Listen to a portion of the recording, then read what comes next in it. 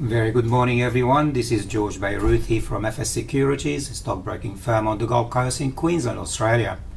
And today I will show you how investors and traders can make money on our stock market. I will show you what is hot and what is not, and what you should hold and what you should fold. So enjoy the presentation and give us some feedback if you wish. And by the way, I'm going to give you the address later on. What I'm going to show you now is the volume over the last 15 days.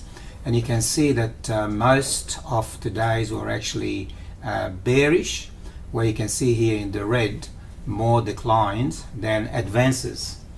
And the volume has actually been increasing quite a bit. So in other words, volume higher with major drops. You can see here 35% of all trades ended up in declines, and 34%, 29%. And you can see from the graph here that there is no doubt there is a bearish sentiment in the market right now, so that you have to keep that in mind. Okay, the next thing here, I'm going to show you what happened over the last 2 weeks in the United States and on the commodities as well. You can see here that the Dow was nearly down 1,000 point, 3.7% over the last 2 weeks. Most of the drop was actually last week. And the same thing with the Nasdaq, and the same thing with the S&P 500. The US dollar gained some strength, and the Australian dollar also, for some reason, has also gained a little bit of strength.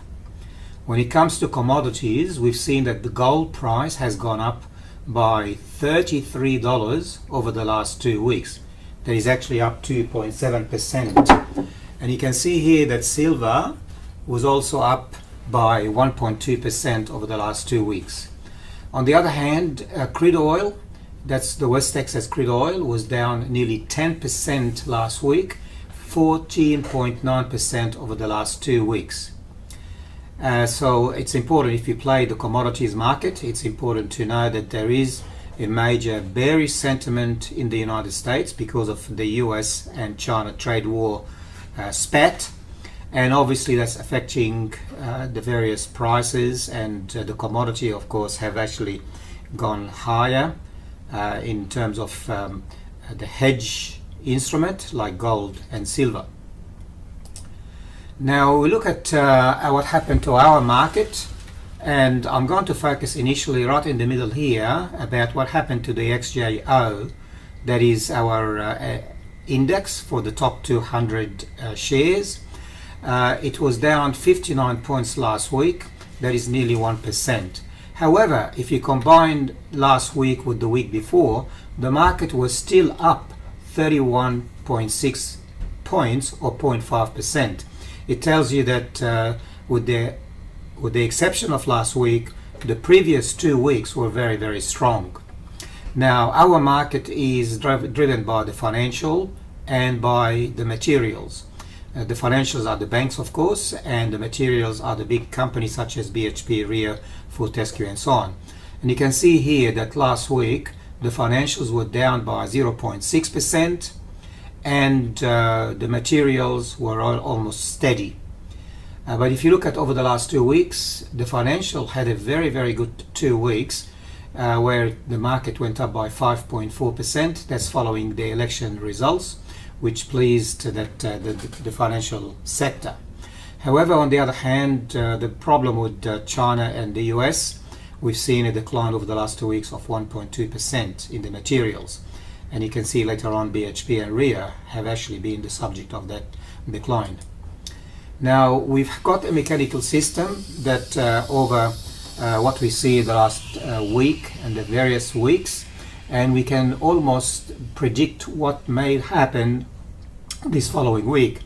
So on Saturday morning, we've seen that the American market was very bearish. You can see here over the last 5 weeks, it's gained more and more strength in the weakness, and we ended up very bearish for the conservative trader, aggressive trader, and very aggressive trader. For the investor, we are now sitting on the sideline as neutral situation. Gold has turned very bullish last week. Crude oil has turned very bearish last week. The American dollar continues to be strong for the long term and for the very short term. And the Australian dollar started to gain a little bit of strength for the very aggressive trader who trades on a daily basis. However, for people who trade for the long term, we're still bearish. The next, I'm going to show you the graph for the American market, and what I really want to highlight, a very important indicator. On the daily chart, the one on the right hand side here, this black line is actually the 200-day moving average. All the big companies trade that 200-day moving average very seriously. When it goes above it, we are almost for a long-term bullish. When it goes down, we are for the long-term bearish. And look what happened here. For the last 3 days, actually for the last 4 days, it dropped below it. It actually dropped below it several days before. However, it really bounced very quickly upward. When it actually looked at the 100-day moving average as being support, now we can see all the candles happen to be well below the 200, below the 100, and below the 50. So that is actually a very bearish indicator that what might happen in the next few weeks, maybe the next few months. Now, when it comes to our market, we can see here that the energy was bearish. The mid-cap was bearish. Industrial and consumer staples were bearish last week for the very aggressive. However, we can see that most other indicators, despite the decline last week, we're still reasonably bullish for the short-term aggressive and very aggressive traders. But look at the material, also the same situation here.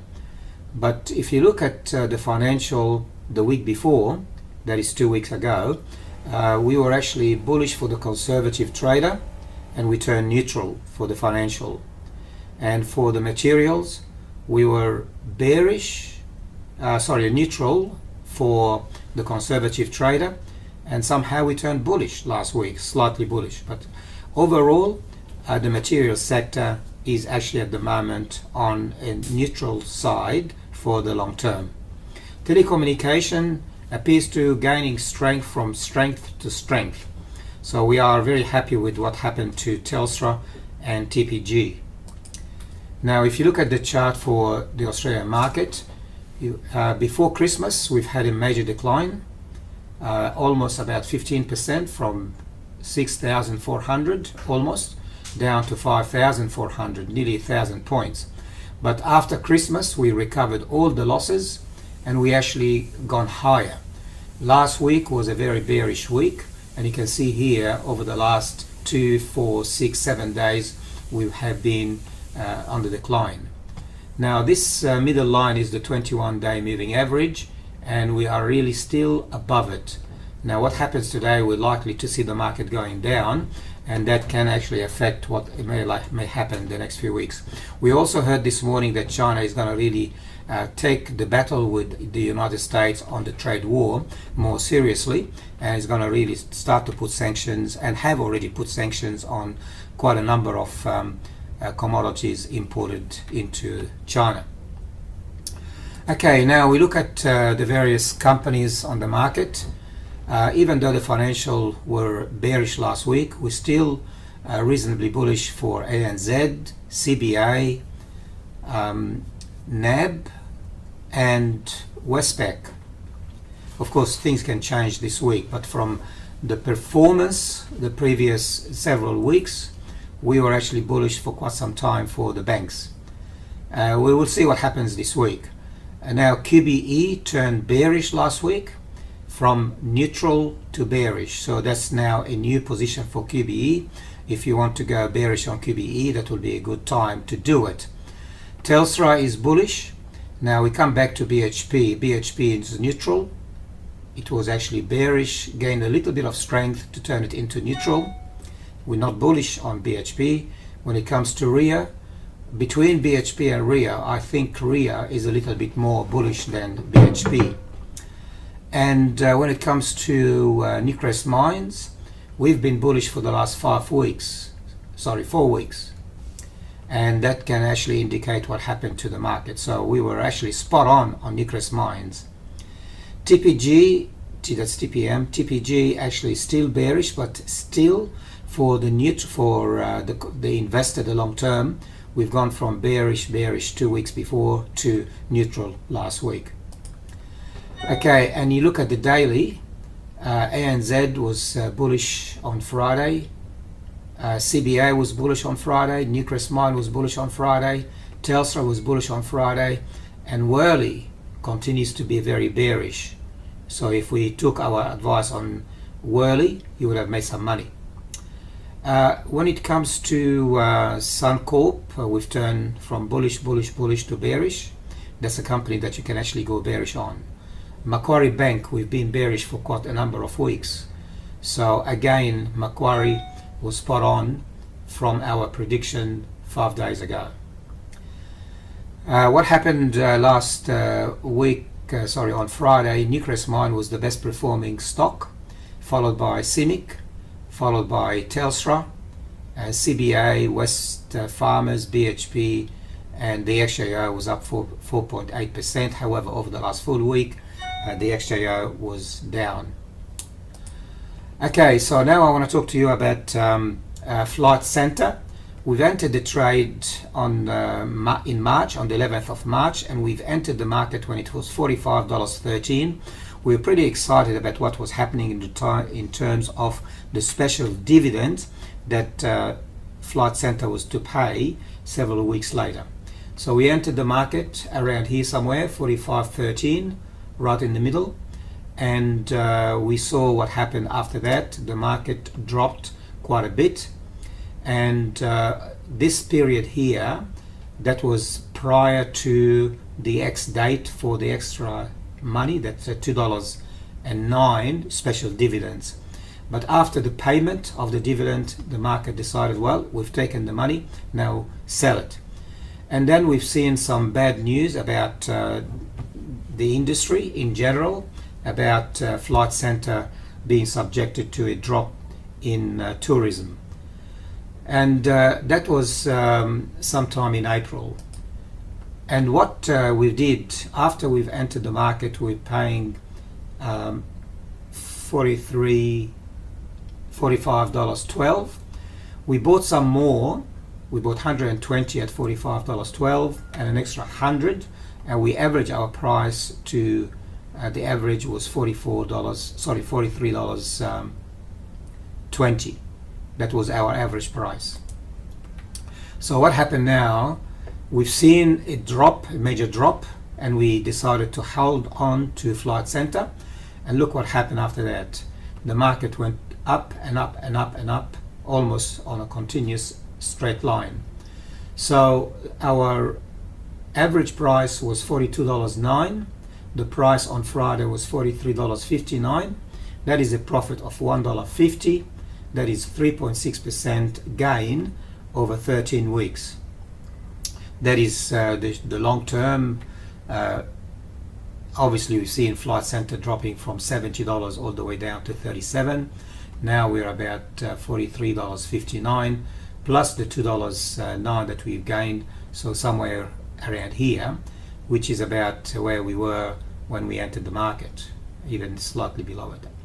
Okay, further trading that we did over the several weeks in options, and if you want to see that actually we want the market to finish this week on the 6th of June, to make sure that it drops below, it stays below 6,500 and to be above the 6,200. Now if you look at the chart here, the market on Friday finished at 6,396. So we're almost 100 points below the threshold where we're going to make money if it stays below 6,500, and well above the 6,200. So somewhere in the middle, 200 points above the put and 100 points below the call. And the market is most likely will drop today, because we've got the indicators that the market will open about 30 points lower. So that's all from us here at FS Securities. This is the disclaimer. Everything we said here is for general advice only. We don't know your financial circumstances, so obviously before you take any action, please consult with us or with your professional advisor. And if you want to talk to us and you have some questions, all you have to do is write to me, george@fssecurities.com.au. And the mobile number, 0411259526, and if you're ringing from overseas, it's 61 for the Australian, for the code, the country code, and don't put the 0. Ring the number without the 0 and 61 above it. So that's all from us here. Have a good week and happy trading.